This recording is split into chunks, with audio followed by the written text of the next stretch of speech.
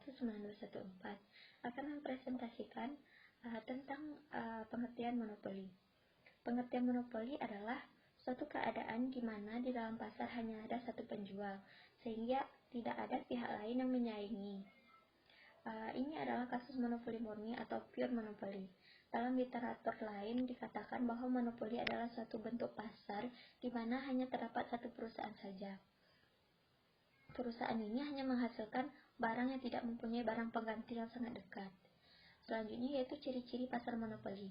Pasar monopoli mempunyai ciri-ciri antara lain, pasar monopoli adalah industri satu perusahaan. Yang kedua, tidak mempunyai barang pengganti yang mirip. Yang ketiga, tidak terdapat kemungkinan untuk masuk ke dalam industri. Yang keempat, dapat mempengaruhi penentuan harga. Yang kelima, promosi iklan kurang diperlukan. Yang ketiga, faktor-faktor yang menimbulkan monopoli. Yang pertama, memiliki sumber daya yang istimewa. Kepemilikan sumber daya yang istimewa oleh suatu perusahaan dan tidak dimiliki oleh perusahaan lain akan dapat menguasai seluruh atau sebagian besar bahan mentah yang tersedia. Yang kedua, menikmati skala ekonomi. Skala ekonomi yang paling maksimum diperoleh pada tingkat produksi yang besar, di mana ongkos produksinya minimum, jumlah produksinya hampir menyamai jumlah permintaan di pasar. Yang ketiga, monopoli melalui peraturan pemerintah. Di dalam undang-undang, pemerintah yang mengatur kegiatan sehari-hari perusahaan, terdapat beberapa peraturan yang akan mewujudkan kekuasaan monopoli, seperti peraturan paten dan hak cipta. Sekian presentasi dari saya. Assalamualaikum warahmatullahi wabarakatuh. Baiklah, saya Rizky Afrita, NIM 3219207 akan melanjutkan poin nomor 4. Monopoli dapat terjadi pada beberapa aspek, yaitu monopoli usaha yang dilakukan oleh perusahaan karena menguasai produk. Yang B, monopoli perusahaan, monopoli yang dilakukan oleh satu kelompok usaha. Yang C, monopoli pangsa pasar, monopoli yang dilakukan oleh perusahaan yang telah menguasai pasar. Kebaikan dan keburukan monopoli. Di dalam monopoli, yang perlu diperhatikan adalah implikasinya terhadap kesejahteraan masyarakat, diantaranya yaitu yang pertama, hilang atau berkurangnya tingkat kesejahteraan konsumen. Hal ini terjadi karena volume produksi lebih kecil dari volume output yang optimum. Lalu yang kedua, menimbulkan eksploitasi terhadap konsumen dan pemilik faktor produksi. Yang ketiga, memburuknya kondisi makroekonomi nasional sebab jumlah output real industri lebih sedikit daripada kemampuan sebenarnya. Yang terakhir, memburuknya kondisi perekonomian internasional. Hal ini terjadi karena munculnya efisiensi. Pemerintah kemudian mengeluarkan beberapa kebijakan untuk mengurangi efek negatif dari monopoli ini, yaitu yang pertama, melalui penetapan undang-undang antitrust. Yang kedua, pemerintah mendirikan perusahaan tandingan di dalam pasar tersebut dengan tujuan untuk memberi persaingan kepada si monopolis untuk membatasi kekuasaan monopolinya. Kemudian membuka keran impor sehingga barang buatan luar negeri bisa memberikan persaingan kepada barang dalam negeri. Terlepas dari buruknya monopoli ini, bila kita lihat dari segi lain, monopoli dapat mendorong perusahaan untuk melakukan inovasi baru dalam produknya. Dalam kasus monopoli alamiah, di mana luas pasar terbatas dan skala ekonomi yang besar, maka sangat tidak efisien bila diharapkan dalam bentuk industri persaingan sempurna. Kemudian bagaimana pasar monopoli dalam perspektif Islam? Dalam Islam, siapapun boleh berbisnis tanpa peduli apakah dia satu-satunya penjual atau ada penjual lain. Akan tetapi, siapapun dia tidak boleh melakukan ikhtikar. Ikhtikar sendiri adalah mengambil keuntungan di atas keuntungan normal dengan cara menjual lebih sedikit barang untuk harga yang lebih tinggi.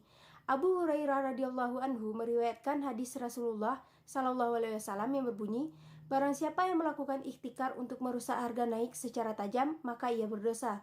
Hadis riwayat Ibnu Majah dan Ahmad. Jelaslah bahwa yang tidak diperkenalkan itu adalah perilaku monopolistik atau monopolistic behavior, seperti menetapkan harga di atas harga pasar demi menarik keuntungan yang sebanyak-banyaknya ataupun sebaliknya. Selama ini banyak ekonom muslim menyamakan antara arti ikhtikar dan penimbunan. Kedua definisi tersebut tidak bisa disamakan sebab dalam Islam menimbun barang tidaklah suatu hal yang salah selama penimbunan barang yang dilakukan murni untuk persediaan dan bukan untuk mengacaukan mekanisme pasar.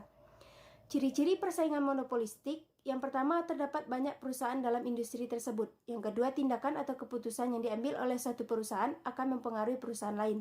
Yang ketiga, kurva permintaan perusahaan pesaing adalah berslop negatif dan cukup elastis. Yang keempat, persaingan yang dilakukan bukan dalam bentuk harga. Kemudian yang terakhir, tidak terdapat rintangan untuk keluar masuk pasar. Baiklah, saya Nidal Fianti, NIM 3219208, akan melanjutkan penyampaian materi yaitu tentang oligopoli. Pasar oligopoli adalah jenis pasar di mana jumlah produsen atau penjualnya lebih sedikit, sedangkan pembelinya relatif banyak. Oleh sebab itu, pasar ini dikatakan juga sebagai pasar dengan persaingan tidak sempurna.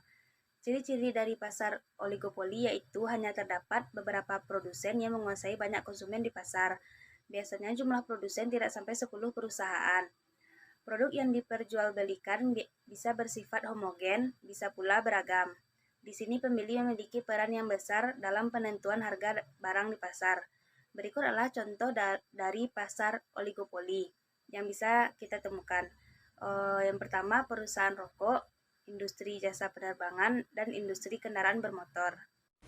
Saya Oktari Marhamzah, NIM 321925, akan melanjutkan penjelasan materi dari teman saya, yaitu faktor-faktor yang menyebabkan monopoli. Yang pertama, adanya hak paten. Kedua, pemberian lisensi oleh pemerintah. Yang ketiga, menguasai sumber daya tertentu. Yang keempat, monopoli kadang juga muncul secara alamiah ketika sebuah perusahaan menikmati skala ekonomi, sehingga biaya rata-rata perusahaan dalam jangka panjang sangat kecil. Pasar monopoli dalam perspektif Islam, siapapun boleh berbisnis tanpa peduli apakah dia satu-satunya penjual atau ada penjual lain. Akan tetapi siapapun tidak boleh melakukan ihtikar.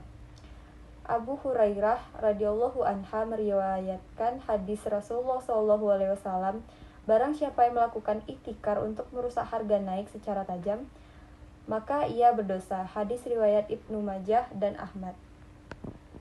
Saya akan melanjutkan presentasi yang bagian C, yaitu monopsoni. Monopsoni adalah keadaan di mana satu pelaku usaha menguasai penerimaan pasokan atau pembeli tunggal atas barang dan jasa dalam suatu pasar komoditas. Monopsoni adalah kombinasi di mana produk marginal untuk setiap dolar nilai suatu sumber sama dengan produk marginal untuk setiap dolar nilai setiap sumber lain.